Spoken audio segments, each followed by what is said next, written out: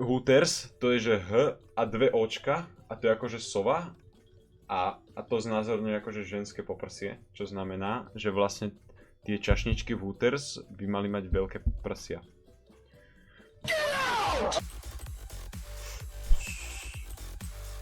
Ktorý super zloduch by si nechal vystreľovať z papule ostne, ktoré by zranili jeho samého.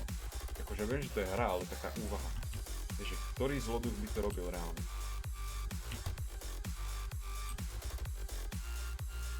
OK, ale prečo si sa druhýkrát točil?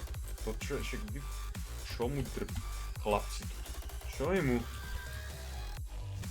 To sa nejak buglo, ne? To prešiel 4 krát po sebe. Ešte sa mi uhne. No kamoško, tak toto ti nenechám. Toto ti nenechám. Ty sa ukludni. Ty sa ukludni. Čo ti je? Čo? Kapačungus. Dobre, teraz dropnem extremely bow knowledge. Podľa mňa je na farbe vlasov že úplne jedno. Tam ide skôr o to, že ako vyzerajú tie vlasy. Že či sú rovné, alebo že či sú proste také zodraté. Čiže farba je mi úplne jedno reálne. Ja by som kľudne chodil aj s modrou vlasou. Jedna vec je, nemôžem mať modrovlasú mentalitu, ale musí mať tie vlasy proste že pekné. Čiže akože na dotyk.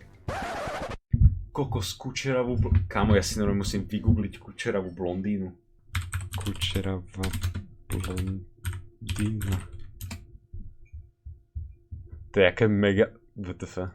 OK, tak toto je že pohľad, ktorý som nemal ani nepamätám. Dúfam, že to nevybehne, vieš. Takéto vlasy. Takéto... Počkajte, to približím. Takéto vlasy som si vždy predstavoval, akože... No, takéto som podľa mňa videl.